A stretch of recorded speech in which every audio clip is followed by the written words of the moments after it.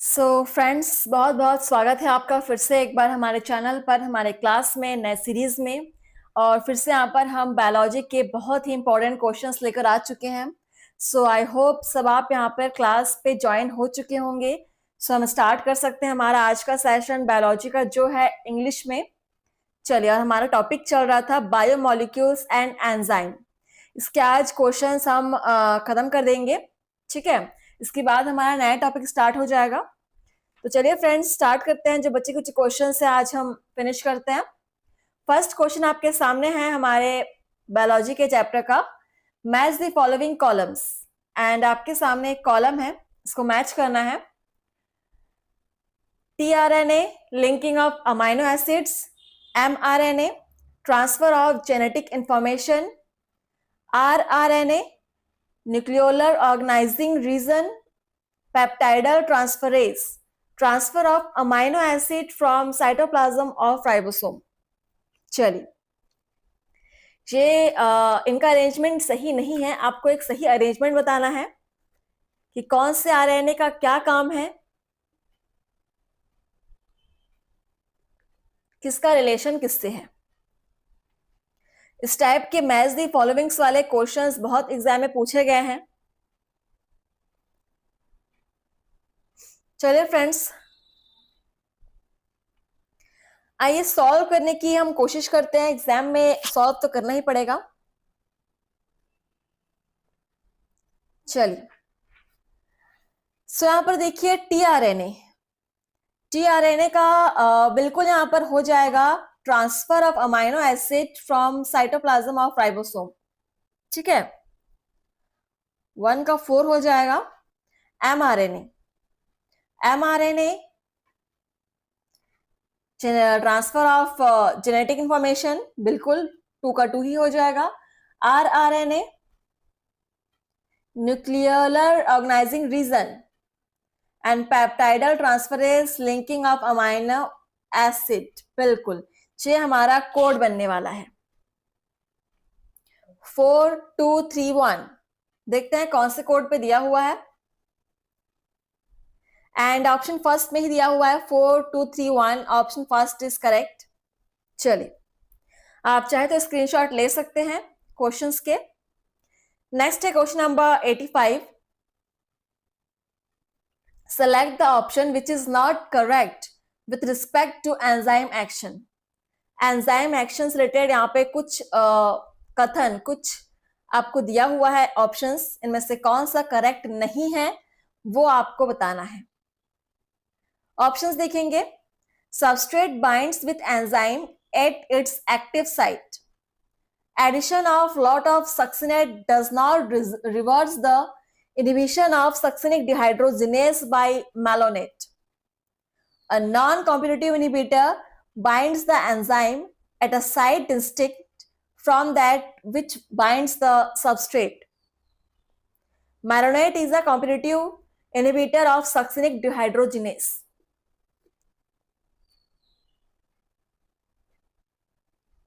चलिए फ्रेंड्स,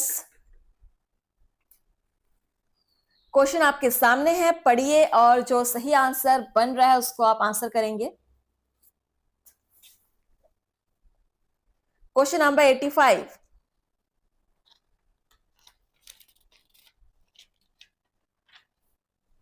चलिए, यहां पर देखिए आपका सही आंसर हो जाएगा addition of lot of succinate does not reverse the inhibition of succinic dehydrogenase by malonate. Option B is correct. And ये क्वेश्चन आपका एआईपीएमटी में पूछा हुआ है, प्रीवियस ईयर क्वेश्चन, जैसे कि मैंने कहा था। And next question number 86। Which one of the following is a non reducing carbohydrate.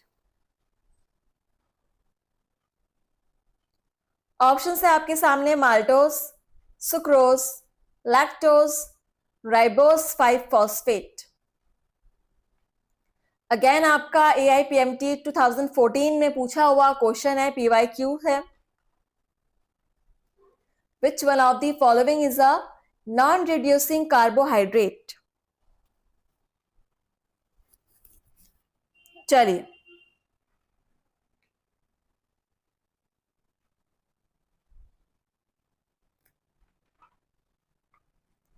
So the right answer is sucrose. Option B is correct. Next question number 87. The essential chemical components of many coenzymes are nucleic acids, carbohydrates, vitamins, proteins. And NEET 2013 का ये PYQ previous year question है friends. जैसा कि मैंने कहा था, NEET के aspirants यहां से बिल्कुल प्रैक्टिस कीजिए, क्योंकि नीट के भी क्वेश्चंस यहां पर इंक्लूड हैं, प्रीवियस ईयर क्वेश्चंस खासकर। The essential chemical components of many coenzymes are vitamins. Right answer is vitamins. Option C is correct. चलिए अगला क्वेश्चन है हमारा 88 नंबर। अगेन आपका एक बड़ा question. A phosphoglyceride is always made up of. Options हैं only an unsaturated fatty acid esterified to a glycerol molecule to which a phosphate group is also attached. A saturated or unsaturated fatty acid esterified to a glycerol molecule to which a phosphate group is also attached. A saturated or unsaturated fatty acid esterified to a phosphate group which is also attached to a glycerol molecule. Only a saturated fatty acid esterified to a glycerol molecule to which a phosphate group is also attached. चलिए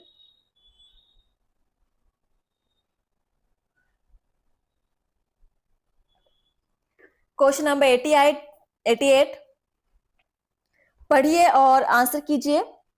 again जो आपका NEET का PYQ है 2013 में आया हुआ है question.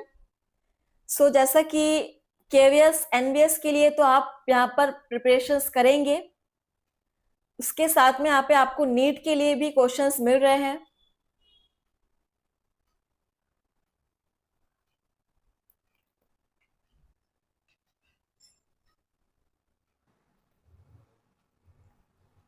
Question number 88 and the right answer is a saturated or unsaturated fatty acid esterified to a glycerol molecule to which a phosphate group is also attached. Note कर लेंगे, ऑप्शन बी इज करेक्ट। इस type के questions जो है exam में बहुत ही solve करने में बहुत टाइम लग जाता है, सो आप प्रैक्टिस कीजिए। प्रैक्टिस से आपका परफेक्शन बहुत ज्यादा आ जाएगा, आप देख पाएंगे। चलिए बढ़ते हैं आगे। हमारा अगला क्वेश्चन है 89 number question. Macromolecule chitin is. Options हैं phosphorus containing polysaccharide, sulphur containing polysaccharide, simple polysaccharide, nitrogen containing polysaccharide. And again आपका नीट में पूछा गया क्वेश्चन है 2013 का, आप देख सकते हैं। तो मैं बार बार रिपीट कर रही हूं कि नीट के एक्सपीरियंस बिल्कुल यहां प्रैक्टिस कीजिए। चलिए सो काइटिन क्या है? मैक्रोमोलिक्यूल काइटिन के बारे में आप लोगों ने सुना होगा। सो यहां पर आंसर क्या हो जाएगा? नाइट्रोजन कंटेनिंग पॉलीसैकेराइड है ये काइटिन, ठीक है। So option D is correct. And next question number 90. Which enzyme will be produced in a cell in which there is a nonsense mutation in the LAC-Y gene? समझिए question को। Option है lactose permease, trans acetylase, lactose permease and trans acetylase, beta galactosidase. NEET 2013 again PYQ। Question को बिल्कुल note कर लीजिएगा। Important questions जब भी आते हैं, क्वेश्चंस को हमेशा नोट कर लेना चाहिए।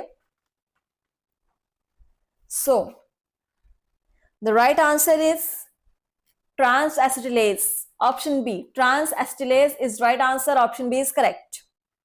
चलिए आगे बढ़ेंगे। है हमारा अगला question. Given below is the diagrammatic representation of one of the categories of small molecular weight organic compounds in the living tissue. Identify the category shown and the one blank component X in it.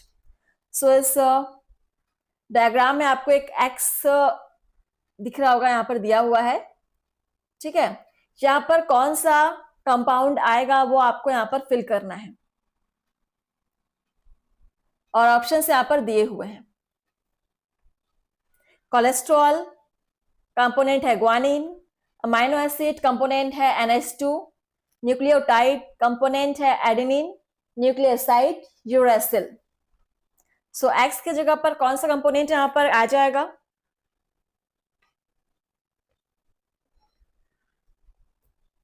चलिए friends, come on fast. और ये question भी आपका PYQ है, AIPMT में पूछा गया question है 2011 का। सो यहां पर आपका आ जाएगा uracil nucleoside. Option D is correct. चलिए आगे बढ़ते हैं। हमारा अगला क्वेश्चन है क्या, यहां पे कर्व दिया हुआ है, आप देख सकते हैं। The curve given below shown enzymatic activity with relation to 3 conditions: pH, temperature and substrate concentration. What do the two axes x and y represents? तो यहाँ पर 2 एक्सिस आपको दिख रहे होंगे, जो दोनों एक्सिस क्या रिप्रेजेंट करते हैं, ठीक है। ऑप्शंस आपके सामने हैं। एक्स एक्सिस में है टेम्परेचर, वाई में enzymatic activity, substrate concentration, enzymatic activity या टेम्परेचर, एंजाइमेटिक एक्टिविटी या पीएच। एक्स एक्सिस और वाई एक्सिस में क्या क्या होगा यहां पर आपको बताना है। सो इस टाइप के भी क्वेश्चंस आपको देखने को मिलेंगे।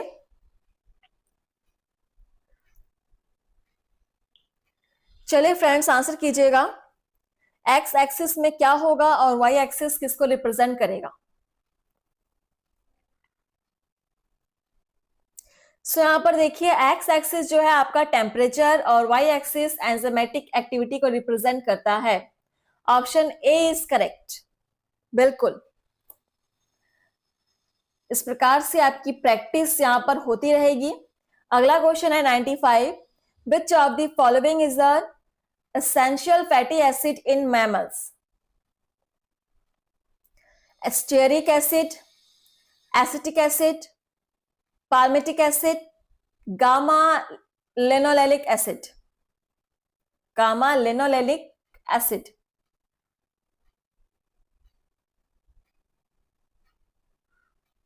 चलिए, which of the following is an essential fatty acid in mammals?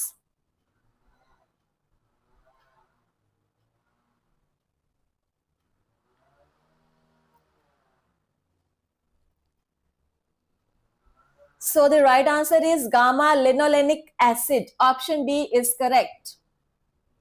चलिए, नेक्स्ट है हमारा question number 96. Even after disruption of all the hydrogen bonds, which structural level of a protein molecule still remains intact? Tertiary structure, primary structure, secondary structure, quaternary structure.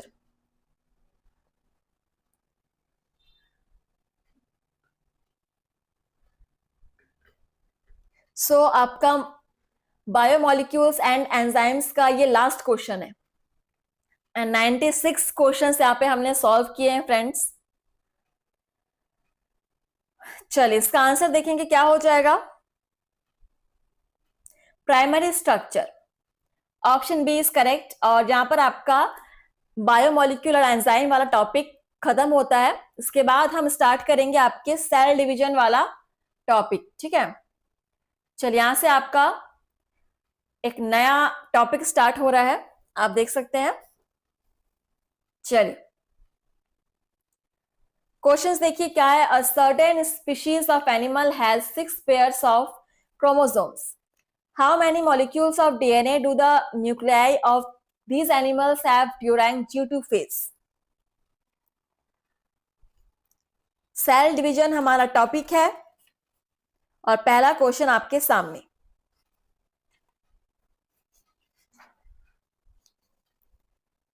चलिए friends,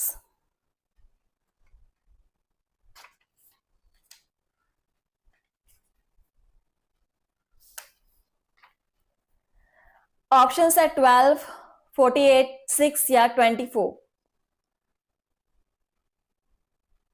G2 phase में इन animals के पास कितने nuclei होते हैं?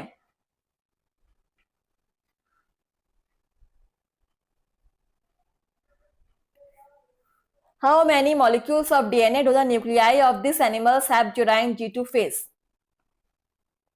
So the right answer is 24.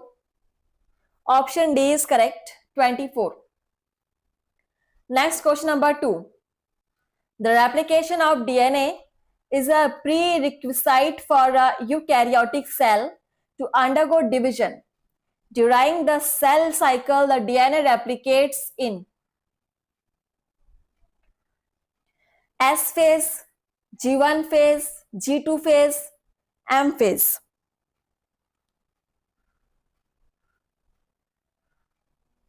Question number 2.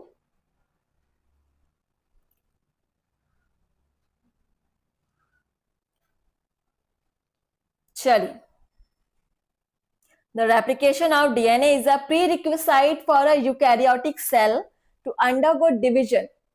During the cell cycle, the DNA replicates in S phase. Right answer is S phase, option first. And another question number 3. At what stage of the cell cycle are histone proteins synthesized in a eukaryotic cell? Options are during prophase, during telophase, during S phase, during G2 stage of prophase.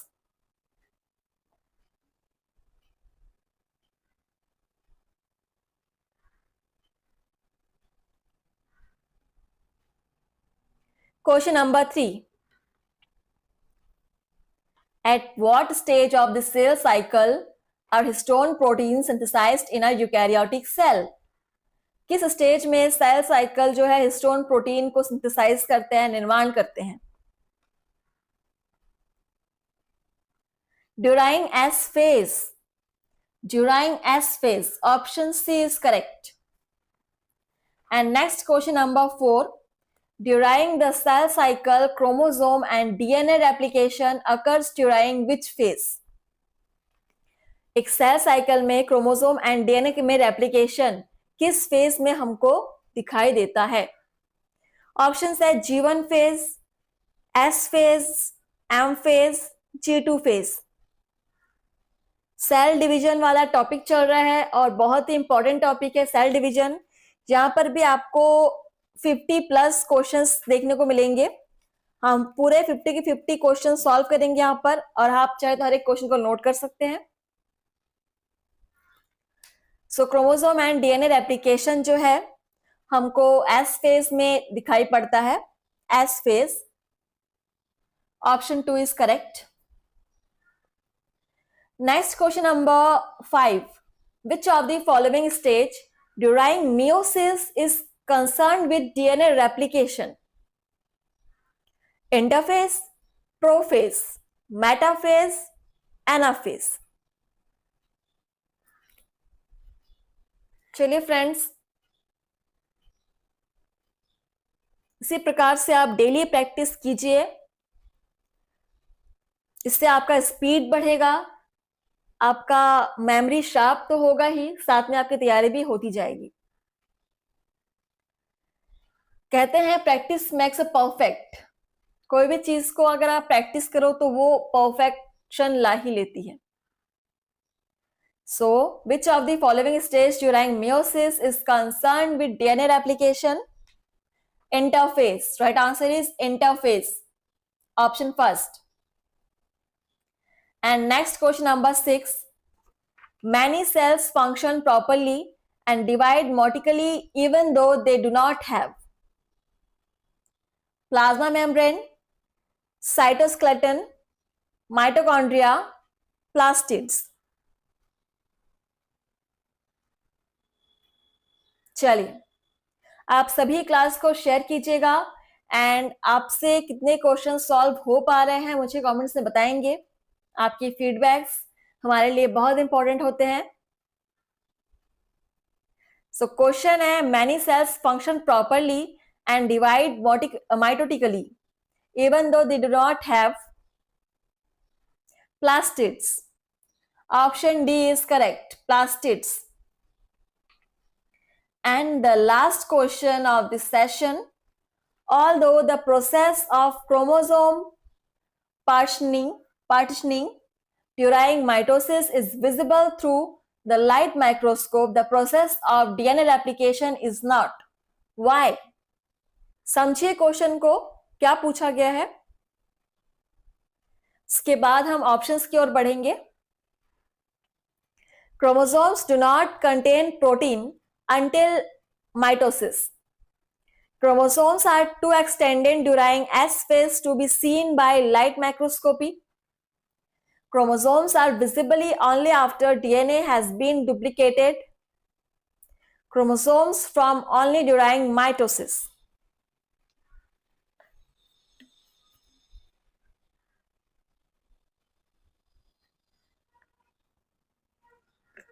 Question है, although the process of chromosome partitioning during mitosis is visible through the light microscope, the process of DNA replication is not. Why? 4 statements आपके सामने हैं and right answer is because chromosomes are too extended during S phase to be seen by light microscopy. Okay, option 2 is correct. So आप चाहे तो question को note कर सकते हैं एंड हमारा सेशन जो है यहाँ पर फिनिश होता है आज के लिए. आपसे मिलेंगे हम नए सेशन में. आप लोग बिल्कुल इस प्रकार से प्रैक्टिस करते रहिए. थैंक यू फ्रेंड्स, धन्यवाद.